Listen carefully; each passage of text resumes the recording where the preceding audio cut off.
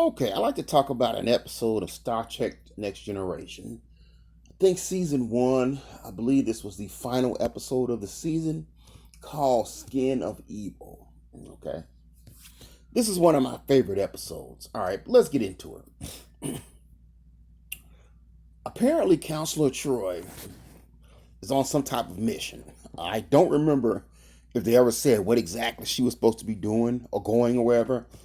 Her and a pilot, and the ship crashes. Okay, there's some type of problems. So the Enterprise has to go find her and find out what's going on with her. Now, I find it interesting that she had a pilot. So you're telling me that she doesn't know how to fly the shuttles or whatever? But anyways, they go to a planet called Vegra 2, I believe. All right. Upon coming down to the planet, Riker, Data, I believe Dr. Crusher, and Tasha Yar run into something like a black oily substance. So they try to walk around it, but the black oily substance moves with them. All right. And it keeps moving with them. They're scanning it, but they don't see that it's actually has any organs or it's alive. So it's an odd thing. I always found it funny in Star Trek how so many of the command staff goes down to a planet or any type of potentially dangerous mission. You would think you wouldn't have the first officer, the second officer, the chief of security, and the chief medical officer all going down, into a dangerous situation where they could actually get killed. So how many of the command staff could get killed at one time? I don't know. I always thought that was funny. You would think you would have either or the first officer or the second officer. You don't think it wouldn't seem like you'd need both of them, and you'd have a bunch of maybe some junior officers or something like that. But anyways, it ran into a creature that identifies itself as Armus. All right, Armus wants to know what the heck, what are y'all fools doing on my planet, right? So they're like, hey, we need to come. Our shuttle crashed here. We need to check on our friends. We're concerned about him. He's kind of like, yeah, screw your friends. I'm not all down with all that, uh, lovey-dovey crap. So Tasha Yar's kind of like, hey, look, dog, I don't got time to be playing with you. We're not here to hurt you, but enough with that. Peace out. I gotta go. I gotta go to this shuttle. I gotta check on my homie. So Amos is kind of like, yo, okay, who you think you is, fool? So he blasts her with a bolt of lightning, and she dies. Okay. They beam her back up to the ship. They beam everybody back up to the ship. They're working on Dr. Crusher. They have this tense scene, real cool scene. It's really tense where they're trying different things and nothing's working and she dies. Now, a lot of people didn't like this episode. And they didn't like Natasha Yar actually died. I'll be honest with you. When I first watched it, it actually made me mad. Because at the time, Tasha Yar was actually my favorite character on the show. Actually, she was probably the only character I liked on the show at that point. Because I did not like Star Trek Next Generation at first. Honestly, it took me a while to really get into this show. Because I hated the show at first. Okay, but anyways, it's kind of an interesting thing because in Star Trek, main characters don't get killed unless it's a movie. Okay, think the Search for Spock. Then also, I think one of the Next Generation movies. I think Nemesis, Data dies. Okay, for the most part, main characters don't get killed in a TV series. So I think that was a shock. Some people said, "Oh, it was a senseless death," but I mean, if you really think about it, man, is it any more senseless to the people who always get killed on the ship? I mean, Next Generation has a lot of people who get killed. Original Star Trek, you constantly had those dudes in the red shirts getting wrecked. I mean, I guess it's senseless in the sense that a main character got killed. But I felt it was kind of an interesting thing because it showed you, hey, they can get killed. Main characters can get killed, and you didn't expect it. At least, at that point, I didn't expect that. That was a shock to me. Now I understand that the actor, that basically she wanted out. She felt she wasn't getting many parts, I mean, that's her prerogative. I always feel like she made a mistake. But anyways, feel like she made a mistake instead of just asking them to let her play a villain or an antagonist or do something with the character. But anyways, man, it goes on. Armor spends most of the episode talking crap to do Diana Troy. Okay, he's talking garbage to her. They're having conversations. He's giving exposition, explaining a little bit about who he is, where he came from. So apparently, it's all the negative emotions from a race of people that evolved and went someplace else. Okay, he's what's left. All right. So Armors goes on, spends a bunch of time harassing the rest of the crew because, of course, they come back to get their crew member. Okay, they want Diana Troy and some other dude who was in the shuttle. I don't remember his name. It was unimportant. He didn't have any part in the episode. He didn't do anything. It was a black dude. All he did, he was just unconscious the whole time. I don't get why they actually even got a real actor to play that character. From what I understand, you could have just had a stunt dummy and just let it in for that. But anyways, they come back. Jordy comes down with them. He says, maybe I can see something in the creature with my visor. Worf does not come down to fight them. Worf says, no, I'm going to stay here at the tactical station, and I'm going to see if I can, keep scanning the creature and figure out something. And it's interesting because at this point in Star Trek, Worf is a tactical officer. He is not the chief of security. That's Tasha Yar's job. And Worf is actually wearing a red uniform.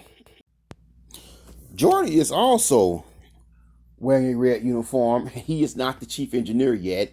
He's, I guess, flying the ship, which actually was interesting that you have a blind man being the pilot of the ship, which is a fascinating concept, actually. When they actually put him in engineering, I kind of actually hated that because you kind of missed that. The symbolism of a dude who can't see being the pilot of the ship. But anyways, they go down there. Armus harasses them some more.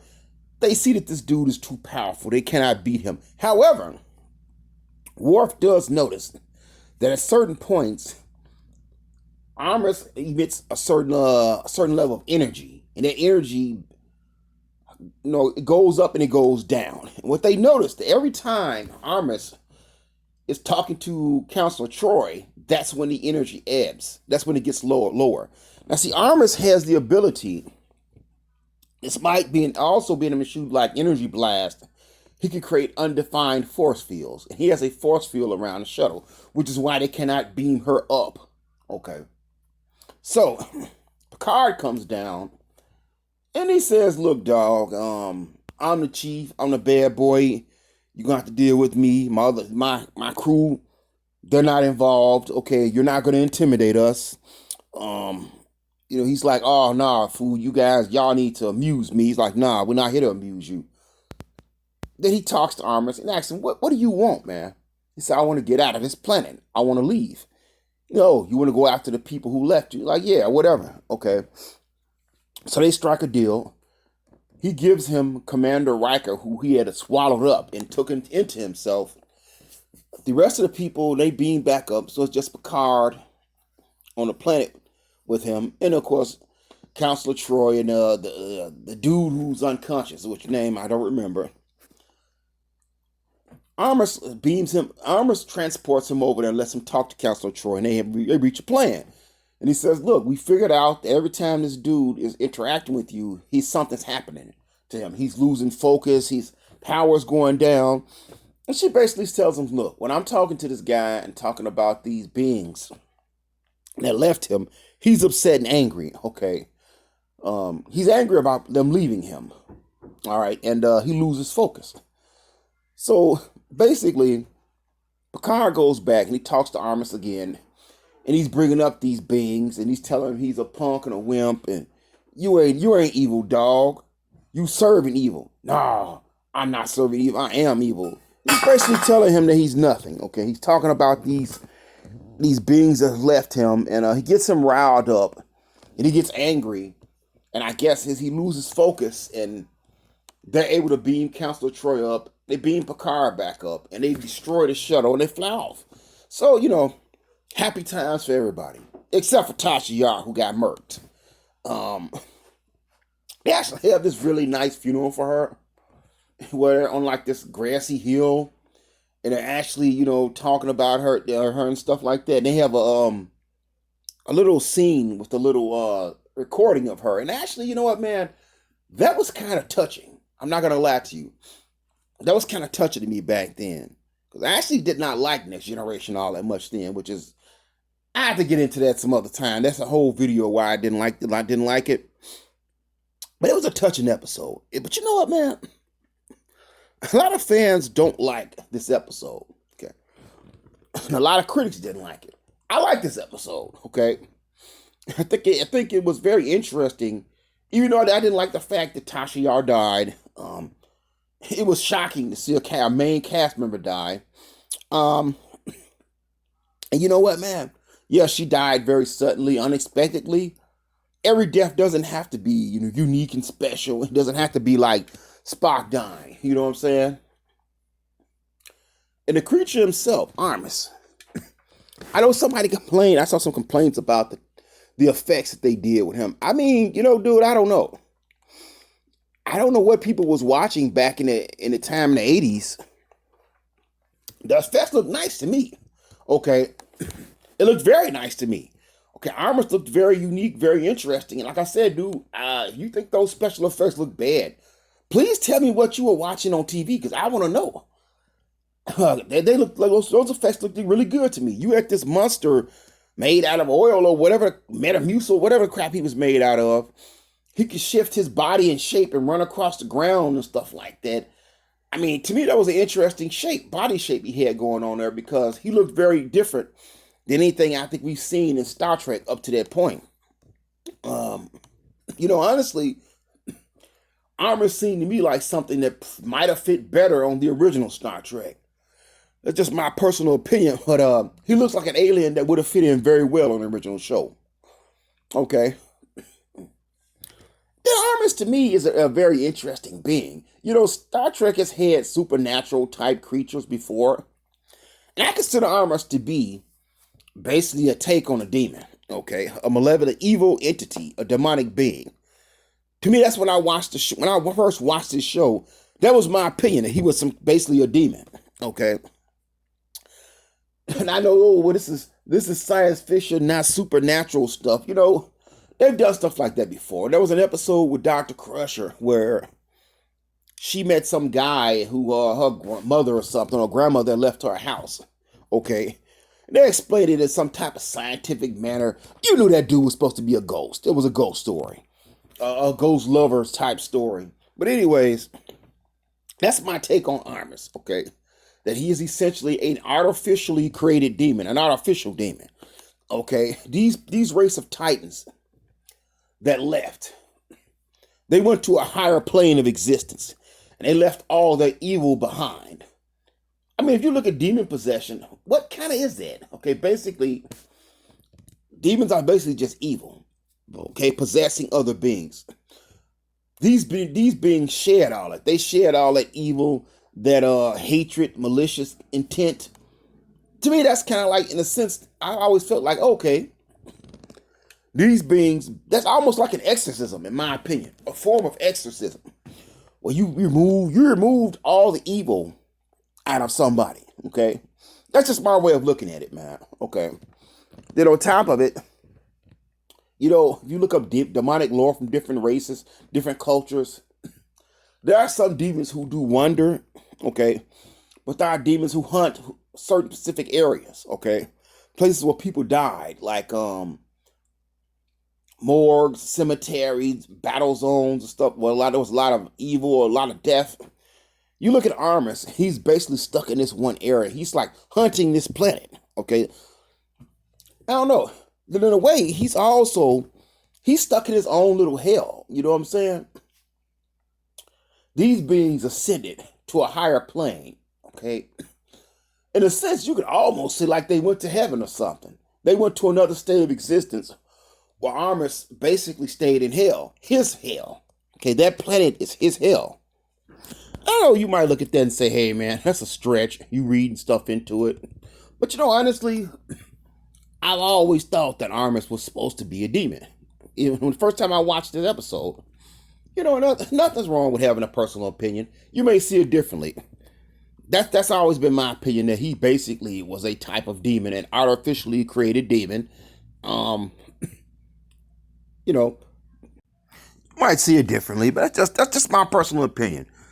I mean, if he's not a demon, he's like the closest thing that you can have to a demon in a science fiction show. And to be honest with you, man, the only problem I have with this episode is we never got a follow-up.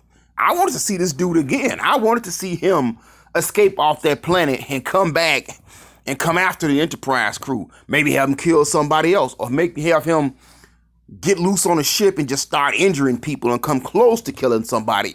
And they have to beam this dude out to the sun or something, or do something. Hell, leave him floating in space. I don't know. But at the end of the day, man, a pretty good episode. I know some people didn't like it, but you're here for my opinion. And my opinion is that was a good episode. I enjoyed it. I didn't like that Tasha Yar died.